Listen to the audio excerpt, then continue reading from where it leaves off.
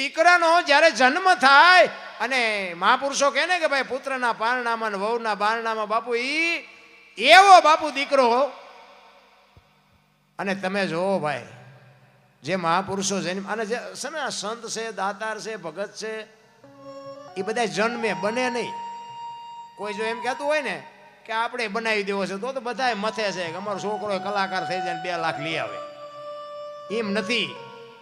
જન્મે સંત હોય, દાતાર હોય, કવિ હોય, કલાકાર હોય, ભગત હોય, આ જન્મે બને નહીં. ગામમાં એક કપાતર હોય ને એ જન્મે, એ કે બનાવ્યો ન હોય કોઈ. ઘણા નથી કહેતા હારો હતો બગડી ગયો, એટલે આ બગડેલો જ હતો, તમે ઓળખવા મોડું કર્યું છે. કપાતર હોય કપાતર જ હોય. એમ એવા જ્યારે સંતાનનો જ્યારે જન્મ થાય અને જે ખાતાના જીવ હોય ને ભાઈ, એ પતંગિયાને દીવા પાસે જાય એમ ન કહેવું પડે બાપુ ભલે બળી જાય, પતંગિયું દીવા પાસે જાય જ, એને 100%ની વાત. એવા જ્યારે ગુલાબગીરી બાપુ નો જ્યારે ધનરાજ બાપુનું જ્યારે મિલન થાય અને જ્યારે શિષ્ય પદ આપી અને ગુરુ મહારાજ જ્યારે ધારણ થાય અને બીજા નંબરના ગુરુ માફ કરો બીજા નંબરના શિષ્ય ત્રિકમા બાપા, અત્યારે 10,000 ચેલા છે અમુક અમુક સંતોન બોલો, પણ આપણને એમ થાય કે અવાડા ડાટા કાઢે એવા 80% તો હોય. કાઉ જાજા કાગોલિયા ને કાઉ જાજા કપૂત હકડી છે મયત ભલી ને હકડો ભલો સપૂત. હું તો એમ કહું કે ઈશ્વર પાસે માગો ને તો એક દીકરો ગોપીચંદ કે ભરતરી જેવો આપે, કે એક દીકરી આપે તો ગંગા સતી ને પાનબાઈ જેવી દીકરી આપે. બાકી તમને કહો આખી દુનિયાના બૂસ મારે એવા દીકરા 10 હોય તો શું કરવાના ભલા મને? હે એક બાપા બહાર કેમ ગયા ને તે હાંજ પડી તો એ કે મારે ઘરે વ્યો જવું. પેલા ઘર ધણી કે પણ શું ઘર ઘર કરો છો? એ કે ના મારે ઘરે જવું. પણ કે 4 દીકરા છે શું ઘર ઘર કરો છો? 18 મણનો નિયાકો મૂકીને કે કોક હારો જો એક દે તો 4 ને ગુડવા છે. એ કે કેવા હશે તેમ કહો, જેટલા બાપા ગળે જેટલા હશે. અને આ ધનરાજ બાપુનો બાપુ ઇતિહાસ તમે જોવો, શું એ ચેતના જ્યાં હોય એના માત પિતા જ્યાં હોય બાપુ જ્યાં હોય બાપુ ચેતના બાપુ કેટલી રાજી થતી હશે કે આ દુનિયામાં મારા દીકરાના નામની વાહ વાહ થાય છે. એક માને બાપુ એની કૂંખ ઉપર કેટલો ગર્વ હોય. એક તમે વિચાર કરજો કે જનેતા 9 મહિના ઉદરમાં રાખે, જન્મ આપે, લાલન પાલન કરે અને આપણે ન કરવાના ધંધા કરી તો બાપુ મા માથે શું વીતે? ન કરવાના આપણે ધંધા કરીએ, ન કરવાના કામ કરીએ, ન કરવાના વ્યસન કરીએ. મા બાપ કે નહીં, કારણ કે તમારો રોટલો ખાવાનો છે ને, એટલે કઈ ના કે પણ અંદરથી એમ કે મારી ભક્તિમાં કંઈક ખામી, મેં એને કંઈક સંસ્કાર આપવામાં ખામી આપી. નકર 7 પેઢીઓના બોલાવે એવા છોકરા આના કરતા ન આપ્યા હોત તો સારું. નથી ભગવાને કે ભગવાન એકાદો દે છે ઈવડે કે આના કરતા ન દીધો હોત તો સારું હતું. આપણે એમ કે આમાં હાસવું શું, બધા રોવે જ છે. પણ એવા બાપુ, આવા સમર્થ સંત જેવો બાપુ જો કોઈ દીકરો મળી જાય અને ગુલાબગીરી બાપુ જેવો કોઈ બાપુ જો સંતનો સથવારો મળી જાય તો આ જિંદગીમાં બાપુ બેડો પાર થઈ જાય. એવા બાપુ સમર્થ સંતનો ભેટો થઈ જાય. અને મેં તો વાંચ્યો તો એમનો લેખ થોડોક હતો. ત્રિકમા બાપા એ એમના ગુરુભાઈ, અને આમના માત પિતાને એમ થયું, ધનરાજ બાપુના માત પિતાને એમ થયું કે હારો આ સાધુ સંતો ભેગો બેહે, ભજનમાં જાય, મંદિરે જાય અને આપણું આ ઘરનું ગાડું કેમ હાલે ને આ વળી એકનો એક દીકરો ને સાધુ બની જાય તો આપણે હેરાન. કારણ કે માયા છે ને, તમને ને મને ગમે ને, એટલે એમને કે આપણે લગ્ન કરી નાખી. એટલે બૈરા પ્રત્યે થોડોક એનો લગાવ થાય તો એમ કે આ થોડુંક ઓછું કરી નાખે. એટલે રખમાબાઈ કે એવું કંઈક નામ છે, અને એમની સાથે એના લગ્ન કરે. અને ખેતીનું કામ હોય, કામ પોતે કરી ન કે એથી જાજુ કામ આપે કે આ કામમાંથી ઊંચો ન આવે તો અહીંયા જાય નહીં બાપુ પાસે, એવું બધું કરે. પણ છતાંય ભજન છે ને, ભજન મેં હમણાં કીધું તેમ બાપુ સમજાય એવી વાત જ નથી. અને એમ જો ભજન સમજી જતા હોત ને તો આ દુનિયામાં બાપુ કોઈ કોઈને મારે તે નહીં, કોઈ કોઈના બૂસે ન મારે ને કોઈ કોઈનું પડાવી ન લે. જો ભજન સમજ્યા હોત તો, ભજન સમજાણું જ નથી.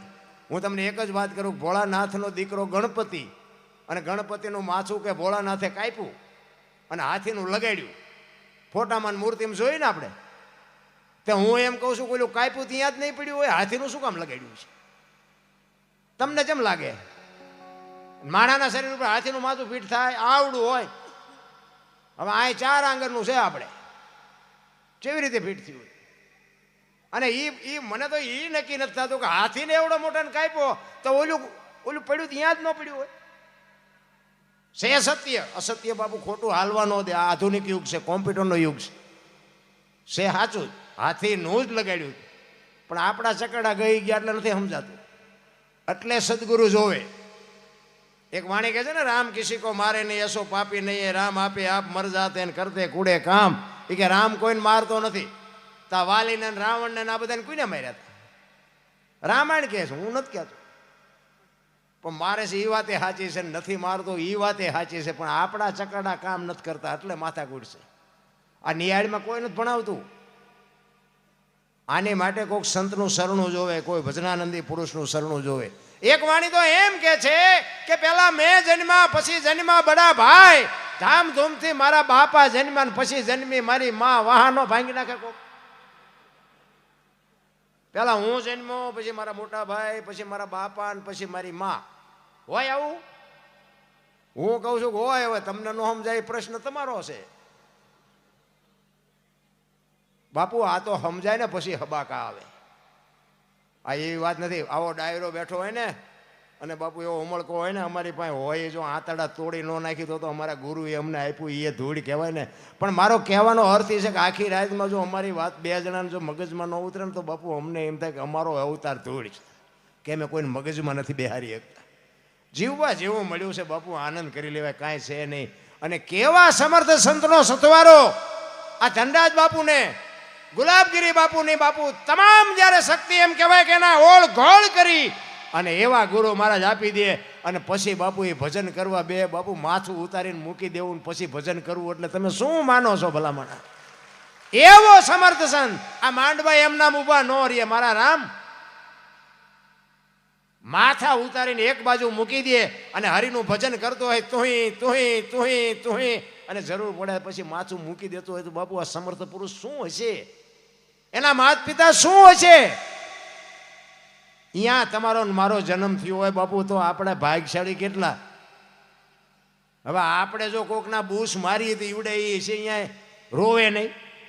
અરે તમારી ભલે, તમે મારા ભેગા જઈને તમને આ વિચાર આવે? દારૂ પીને બઠા પીડ્યા હોય તો એ સંતની બાપુ ચેતના જ્યાં હોય એને દુઃખ કેવડું થાય. બહુ બાપુ છે ને સારા માણસો ભેગા બેહો ને પછી તો બહુ તકલીફ પડે. જીવન સુધારવા માટે તો બાપુ મહેનત કરવી પડે. એક બુસટ હોય ને, બુસટ એને ઉજળો કરવો હોય ને તો હાબુ જોવે, પાણી જોવે, ધોકાવો જોવે, મહળવો જોવે, મેલો એની હાથે થાય. ખરાબ તો હિમનામ થઈ જવાય. સારું કરવામાં જ મહેનત કરવી પડે. 1 કરોડ રૂપિયાનો બંગલો હોય ને એમાં બેનો દીકરીઓ કચરા પોતા કરતા જોઈએ છે, કોઈ કચરો નાખતા જોઈ? તો કચરો ક્યાંથી આવે? એટલે મહાપુરુષો કહે છે 1 કરોડ રૂપિયાનો બંગલો છે ને એમાં કચરા પોતા ભજન રૂપી કરતા રહેજો ને કચરો કરી જાય કોઈ નહીં કાઢે બાપુ. એટલા માટે જરૂર ભજનની છે. ભજન છે ને, ભજન સિવાય તમારા આત્માને કોઈ દી શાંતિ મળે જ નહીં. અને આપણે દુઃખી છે ને એનું કારણ એક જ છે કે આપણને મળવાનું નથી, એની રાહ જોઈને બેઠા છે એમાં આપણને સંતોષ નથી, એટલે રોવાનું જ છે. ને કે મને એમ થાય કે બધી તમે આવો ને ત્યાંથી જાઓ સુધીની તમામ તૈયારી બાપુ ઈશ્વર આપણી કરી રાખે. તમારો અને મારો માના ઉદરમાં વિકાસ થતો હોય તેથી માં બધી તૈયારી કરી રાખે. ખોડિયાન, ઘોયાન, ગોદડાન, જબલાન, આન તેન બધું માં કરી રાખે. મને ભગવાન દીકરો દીકરી કંઈક આપશે. અને જન્મ થયા પછી એ માં એનું લાલન પાલન કરે, 60, 80, 100 વર્ષ જીવે અને પછી જાય તેથી એ બધી તૈયારી જ હોય. લાકડા તૈયાર હોય, ઉપાડનારા હોય, ગોઠવનારા હોય, દિવાળી મૂકનારા હોય, ગોકા મારનારા હોય. તા પહેલી ને છેલ્લી બે તૈયારી કરી રાખી, તા વટલી નહીં કરી રાખી હોય. પણ આ થોડુંક હું આવે ને મેં કર્યું તે કંઈ કર્યું નથી. મારા રામ તને આ કંઈક પૂર્વની કમાણી છે કે અવતાર મળ્યો છે? બાકી મરી જવાનું છે, વાતમાં કાંઈ છે નહીં. આપણે મર્યા પછી જો ગામમાં 5 જણા હરખી તે રોવે નહીં તેને જીવાય ન કહેવાય ને. અને એના જ માટે એટલે જ કહેવું પડે કે બાપુ આવા સમર્થ પુરુષને એ માથું મૂકી અને ભજન કરે તો આ જગતને ક્યાં ગમે છે? એને મેં એવું વાંચ્યું હતું કે બાપુ એવું કીધેલું આખા પરિવારને કે ભાઈ હું ઝૂંપડીમાં ભજન કરતો હોય કોઈની આવવાનું નહીં. પણ આપણને ગમે કોઈ કહે કે આ રસ્તે ન જતા એટલે બધા પડ્યા મૂકીને ત્યાં જ જઈ. ત્યાં શું હશે ના પાડે છે એટલે કંઈક આપણો ફાયદાનું હોય છે તો જ ના પાડતા હોય. પણ માણાની એક અવળચંડાઈ એવી છે ને કે તમે ના પાડો એ પહેલાં કરે. બાપુએ કીધેલું કે ભાઈ હું ઝૂંપડીમાં હોય કારણ કે એની લાયકાત જોઈ ને માથું ઉતારીને મૂકે અને વાણી આ જે ભજન કરે હવે એના દર્શનની આપણી લાયકાત તો હોવી જોઈએ ને. લાયકાત જ ન હોય ને આપણે અહીંયા ગરી જાય તો ક્યાં મેળ પડે. એ બાપુએ કે ના પાડેલી કે હું ભજન કરતો હોય ઝૂંપડીમાં કોઈને આવવાનું નહીં. તોય બાપુ ગયા અને ગયા ને પછી બાપુને વિદાય લેવાનો સમય થઈ જ જાય. સ્વાભાવિક છે આપણે તો જ્યાં સુધી મરે ને ત્યાં સુધી હખે ચાલ લેવા દઈએ છીએ. તમે જુઓ તો અમે તો અહીંયા મારે તો સાધુ સંતો ભેગું બેહવાનું બહુ થાય. અમે બેઠા હોય ને તો કંઈક ને કંઈક આવે. બાપુ ટાંટિયા બહુ દુખે, બાપુ કેડ બહુ દુખે, બાપુ કે છોકરાનું હક પણ નથી થતું, બાપુ કે ધાબુ ભરું શું પૈસા ખૂટી રહ્યા. પછી અમુક બાપુ અમારે ત્યાં એક બાપુ છે ને એ કે હું આ લપ હાટું થઈને તો કે બાવો બન્યો છું આ મારું લોહી શું પીવા આવ્યો. આ લપ મને વળગતી હતી એટલે જ બાવો બન્યો હતો. તમે મારું લોહી પીવા આવ્યા છો. કોને કહેવું આમ? તમે શું કર્યા છે તમને ન ખબર હોય. સંતો શું કરે આમાં અને હરાબ કયો કે આશીર્વાદ કયો એ બાબુ દેવાની વાત જ નથી. એ તો ઓટોમેટિક દેવાઈ જાય. તમે સારા કામ કરો ને સંતને ન દેવાય તો એની અંદરથી બાપુ વેદના નીકળે કે આ મારી વાંહે આટલો ગાંડો થઈ ગયો ઈશ્વર તું આનું ભલું કરજે. તમારે દેવા ન હોય તો આશીર્વાદ દેવાઈ જાય. અને કોઈક ગરીબ માણસને અમથા તમે અણીયું કાટ કરો ને તો એની આંતળી જેથી કકળી જાય ને તેથી હરાપીને દેવો ન હોય તો લાગી જાય કે હું આમનું નામ નથી લેતો ને મારું લોહી પીવો છે. એ મારા નાથ આમને કંઈક સદબુદ્ધિ દે તેથી ખાવા ધાન ન રહે મારા રામ. આશીર્વાદને ખરાબ દેવાની વસ્તુ નથી, ઓટોમેટિક નીકળી જાય. સારું થાય તો કરજો. હું તો એમ કહું છું કે પડેલાને ઊભા ન કરો તો કંઈ પણ ઊભા હોય ને પાડો નહીં તો ઘણું છે. આ માંડવા નાખ્યા એમાં આમાં કંઈ બધા દાતાર ન હોય, આમાં પાછા નડે એવાય છીએ. હા બધા અનુભવ છે અમને. અને આમાં 1000 રૂપિયા 5000 રૂપિયા આપ્યા હોય ને એ તમારી પાસે હિસાબ ન માગે. 100 આપ્યા હોય ને જેટલા પૈસા જેટલા આવ્યા હતા અને હિસાબ કોઈને આપ્યો એટલે પછી તે 100 આપ્યા છે એમાં તું અમારું પરસો વાળી દીધું અને ગામનો હોય ને પાછા જ દેવાય નહીં. નકર આપણે એમ તું એક તારા 100 પાછા લઈ જા. એટલે આવા અમારે અહીંયા અમે આગળ હાલીને કર્યા છે એટલે કહું છું. હું તો એક જ મતનો માણસ છું કે આ ધર્મના કાર્ય છે ને એમાં તમે ધર્મના નામ ઉપર આપી દો. બાકી ખોટું કરશે ને એ તો ઓલો બધો બેઠું એને ખ્યાલ છે. ખોટું કરે ને એને બાપુ એ ન છોડે. તમે એના નામ ઉપર આપી દીધું તમે છૂટી ગયા. બાકી આપણે હિસાબ માગવાની કોઈ જરૂર નથી. મારા નાથે બાપુ કોઈની પાસે કોઈનું ઋણ રાખ્યું જ નથી. તમને મને ઈશ્વરે જે બાપુ અવતાર આપ્યો છે ને આનંદ કરી લેવાની વાત છે. એકાદ ભજનની વાણી કરેલું કારણ કે સંતો છે ને મેં કીધું એમ બાપુ ભજન જ્યાં જ્યાં છે ને ત્યાં વાતું પડીશ. એમ નામ ભજન ન થાય. આ જેટલા બાપુ ભજન છે જે કલાકારો સંતો સાધુ જે ગાય છે એ સંતોએ ગાયા છે પણ પોતે અનુભવ કરીને ક્યાં શું પડ્યું છે એની પરફેક્ટ કરીને તમને મને આપ્યું છે. એટલા માટે સવારામ બાપા એમના ગુરુ મહારાજની વાત કરે છે કે મારા ગુરુ મહારાજ ન મને મળ્યા હોત તો મારી શું દશા થાત. બાપુ સદગુરુ સિવાય આ જેટલા સફળ પુરુષો છે ને એ પ્રતાપ સદગુરુનો છે. અને બીજો એમના એક સ્ત્રીનો એક દીકરીનો બાપુ માલિકો હાથ છે.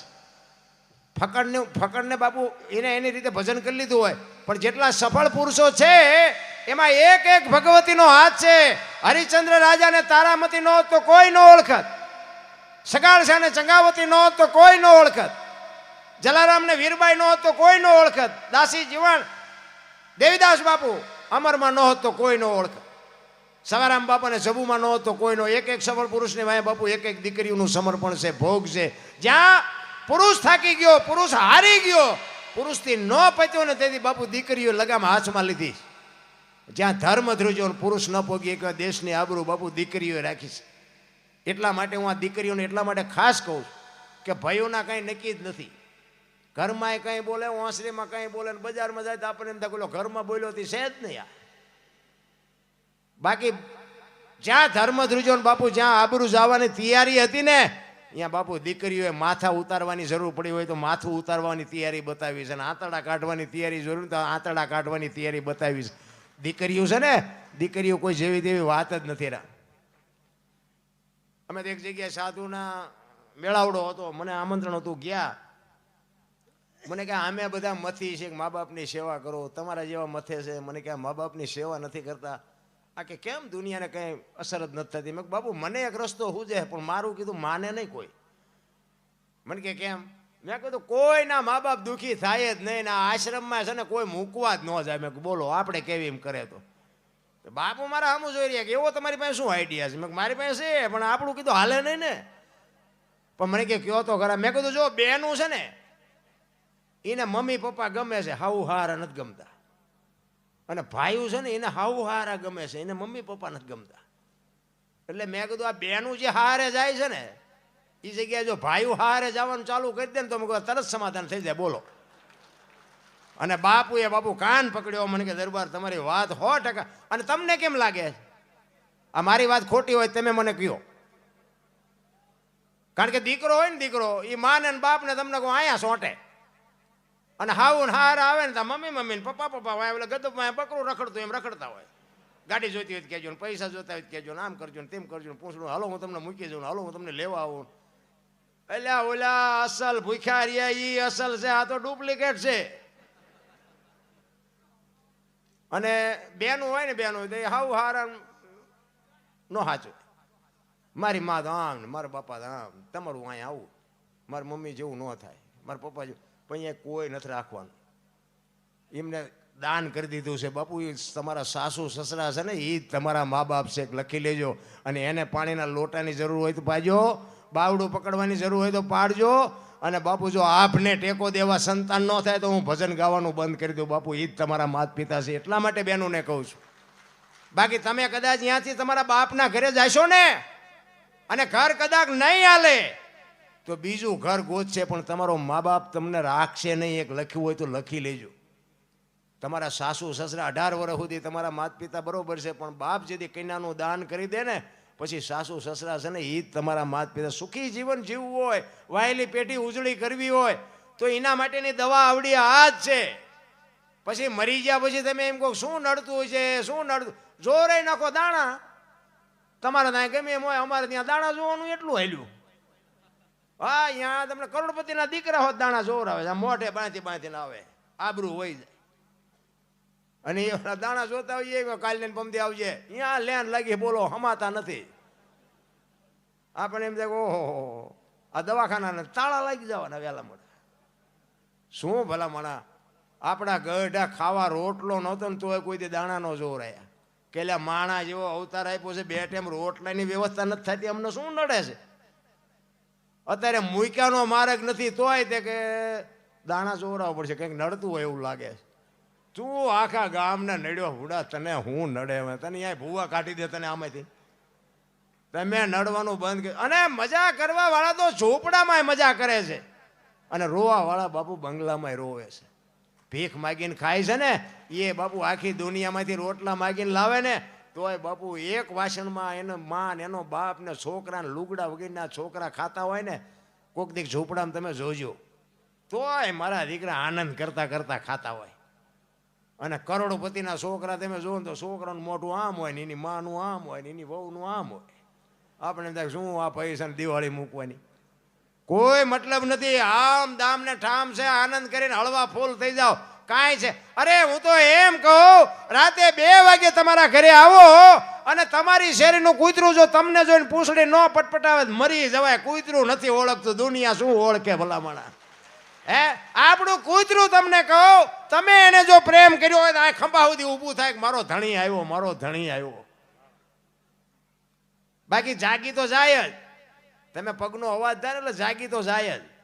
પણ એ આમ નજર કરીને કે આ તો ઓલો લુખેશ છે, કોઈ દી બટકું રોટલો નથી નાખ્યો, શું પૂંછડી પટપટાવી હોય એ નહીં ખબર પડે છે મારા રામ.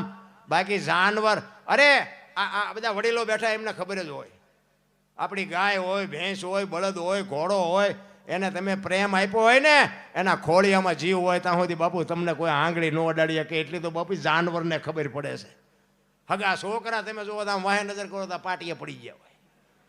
તો આપણને એમ થાય આના કરતા તા બળે ધ્યાન ભેંસું નહીં હારી કે એ હોય ત્યાં સુધી આપણને ન માર ખાવા દે. આટલી તો જાનવરને ખબર પડે છે કે આ મારો ધણી છે એ મને ખવડાવે છે.